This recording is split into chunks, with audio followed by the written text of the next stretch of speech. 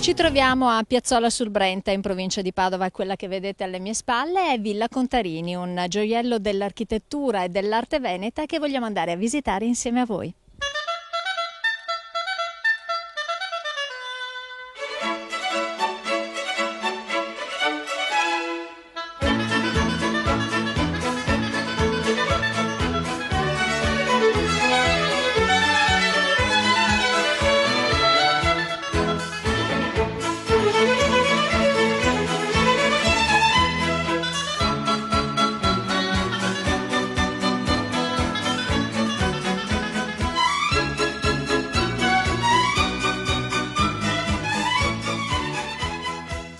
Siamo all'interno di questa straordinaria villa, ci ha accolto Alessandro Bison, che è il nostro anfitrione, il padrone di casa in questo caso, rappresenta la villa, rappresenta anche l'ente regione che è proprietaria della villa. Dal 2005. Buongiorno, ci troviamo nella sala auditorio della villa, una delle più importanti, se non la più importante in assoluto, perché ha una caratteristica molto particolare. Questa caratteristica è l'acustica. La sala è famosa a livello mondiale per la purezza del suono che si riesce ad ottenere, tanto che saltuariamente viene anche utilizzata come sala incisioni, soprattutto per incisioni di musica classica. La villa ha una storia molto antica che risale al 1546, anno in cui i Contarini, già proprietari dell'edificio comunque, o quantomeno di un edificio preesistente, decidono di affidare ad un giovane e promettente architetto, un certo Andrea Palladio, l'edificazione di una nuova dimora di campagna che diventerà il nucleo iniziale di quella che successivamente, nei secoli successivi, sarà nota anche come la Reggia di Piazzola, proprio per la sua imponenza. In realtà l'edificio iniziale corrisponde grosso modo all'area nella quale ci troviamo, quindi a quella dell'auditorio e delle sale laterali adesso. Non è certissima l'attribuzione a Palladio, però il Centro Internazionale di Studi Andrea Palladio un paio di anni fa in Inghilterra ha reperito un disegno originale di Palladio che è praticamente sovrapponibile a una mappa di 10 anni successiva che si trova ancora oggi nei nostri archivi. Quindi diciamo che abbiamo... Ci sono delle buone prove indiziali, insomma. Gli orchestrali non si trovavano in questa sala, avevano una posizione completamente differente. Una posizione completamente differente ed era funzionale alle particolari caratteristiche acustiche della sala.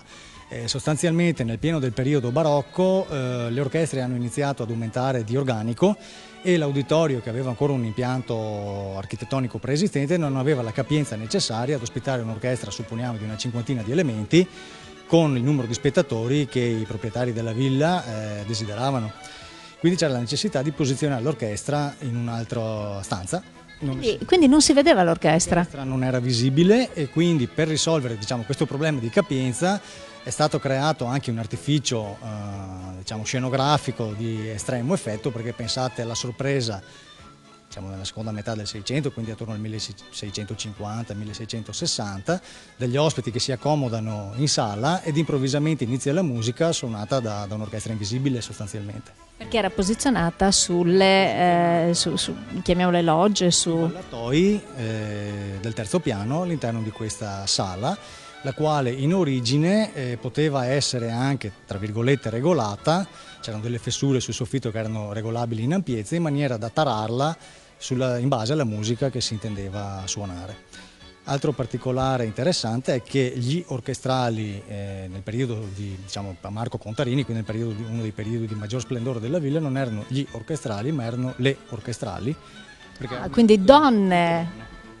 Erano 38 ragazze che erano alloggiate in un convitto che si trovava qui a Piazzola, ancora, il luogo è ancora esistente, si chiama Loco delle Vergini, e venivano istruite a lavori che per l'epoca erano abbastanza remunerativi, tipo il ricamo oppure l'incisione su rame, eccetera, eccetera, ma anche musica, canto, ed erano una delle maggiori attrazioni degli spettacoli che Marco Contarini organizzava, perché era molto inusuale per l'epoca trovare delle giovani ragazze che fossero in grado di suonare con una tale maestria, tra le altre cose, degli strumenti musicali.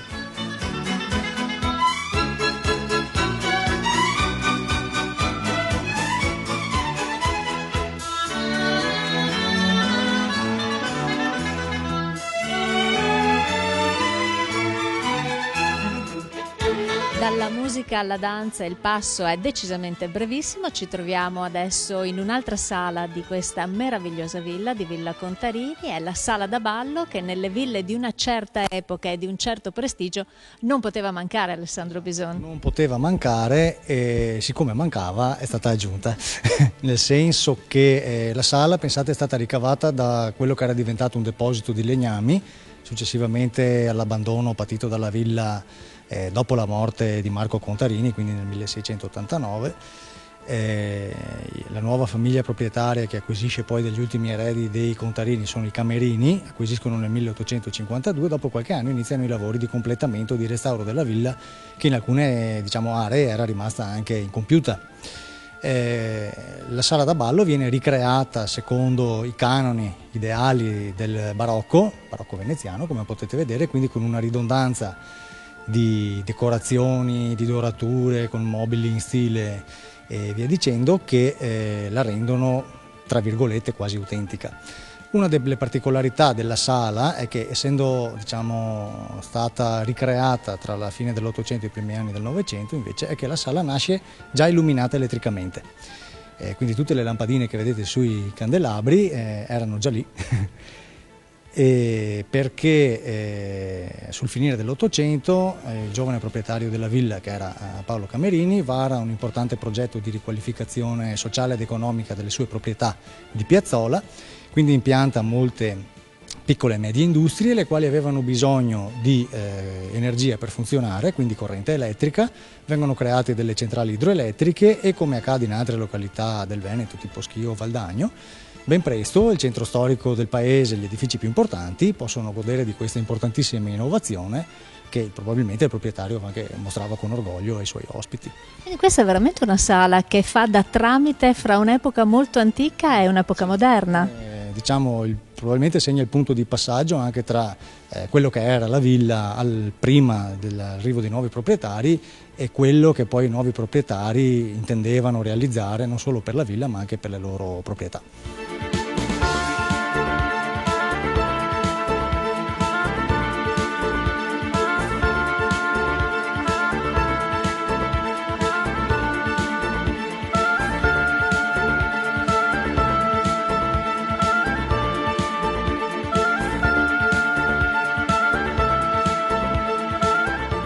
Ci troviamo in un altro luogo estremamente affascinante, in realtà non so quali non siano i luoghi affascinanti di questa villa.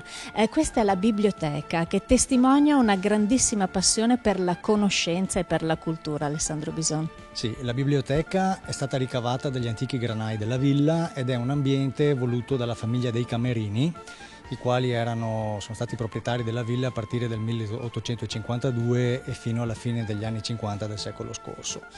Nei Camerini abbiamo avuto 3 generazioni di collezionisti di libri, grandi esperti, grandi raccoglitori, che amavano questo tipo di cultura e, sapendo quello che raccoglievano, hanno anche voluto deputare proprio un luogo all'interno della villa che fosse consono alla qualità della loro raccolta e della loro collezione, perché in realtà la biblioteca nasce come una collezione libraria.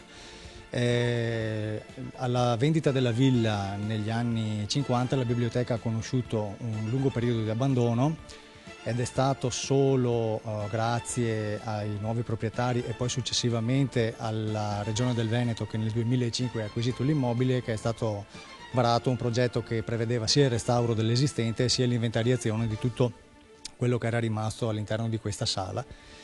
E attualmente l'inventario ha abbondantemente superato i 10.000 volumi e poi sono presenti anche circa 7.000 opuscoli che riguardano soprattutto la storia locale, quindi tutta l'area circostante la villa, con particolare riguardo al Padovano e alla regione del Veneto. Quindi una grande testimonianza storica di questi territori. Sì, è una grande testimonianza, molto dettagliata tra le altre cose, e negli ultimi tempi riceviamo anche richieste da parte di studiosi che chiedono di consultare i testi per accedere, a nuove fonti che prima erano, non dico sconosciute, ma comunque difficilmente reperibili. E questa è la testimonianza di come la villa sia veramente un organismo vivo che dialoga con l'esterno, con diverse categorie di persone. Sì, abbiamo logicamente la villa storicamente non sono mai stati ambienti chiusi in se stessi, ma erano ambienti che vivevano anche per osmosi con il territorio circostante, quindi la vita della villa ancora oggi si svolge su più livelli. Abbiamo il visitatore che è più interessato alla semplice giornata nel parco, quelli che sono interessati agli eventi culturali, e poi invece gli studiosi che invece scavano negli archivi e nelle biblioteche alla ricerca della nostra storia sostanzialmente.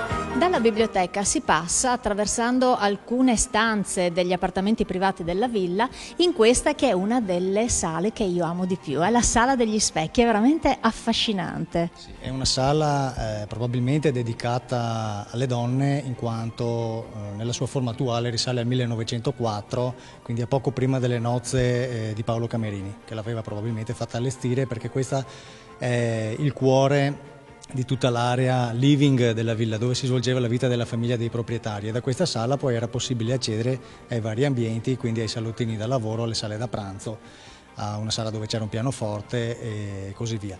Si contraddistingue per la particolarità delle decorazioni a stucco e a marmorino. Praticamente è una sala completamente bianca, come vedete, molto luminosa, con una bellissima vista sulla piazza del paese, che peraltro dal punto di vista architettonico era parte della villa, quindi faceva parte delle proprietà proprio private, anche all'epoca, del giovane signore di Piazzolla. Una domanda che mi viene da fare ovviamente in queste sale, è molto impegnativa la gestione di una villa e la conservazione di una villa, perché solo guardando gli stucchi, le decorazioni che ci sono in questa sala viene subito da immaginare quanto impegno, quanta perseveranza serva anche, e probabilmente anche quanti investimenti. Sì, le manutenzioni probabilmente di una villa o comunque di un edificio storico in generale sono la parte più impegnativa, non solo dal punto di vista proprio della mole del lavoro, ma anche da quella dei costi. Questa villa in particolare, proprio per le sue dimensioni, richiede un impegno costante, perché l'estensione dei lavori, quando si decide di dare inizio a un qualsiasi lavoro o manutentivo o di restauro, è tale che richiede una pianificazione molto accurata su tutti i fronti, diciamo. Anche perché non chiudiamo mai la villa alle visite, quindi dobbiamo fare in maniera che sia comunque fruibile, e d'altra parte abbiamo la necessità di portare avanti periodicamente alcuni interventi, ecco. Quindi in qualche modo dovremmo sentirci come comunità tutti coinvolti in questo sostegno al mantenimento, alla conservazione delle ville, e in qualche modo lo possiamo fare proprio venendo a visitare questi patrimoni. Sì, le dirò, tra le altre cose, a parte l'enorme numero di ville esistenti ancora oggi nel Veneto, sono oltre 4.000, una delle maniere migliori per far vivere questo tipo di dimore è quello di viverle visitandole, non solo per conoscere la storia, ma anche per il semplice piacere poi di attraversare le varie sale, insomma. Non solo le sale, e tra poco ve lo faremo scoprire, anche lo straordinario giardino, il parco che c'è all'interno di questa villa. Questa poi è una delle particolarità che rendono la villa di Piazzolla unica nel suo genere, proprio per l'estensione non solo dell'edificio ma anche delle pertinenze, incluso il parco.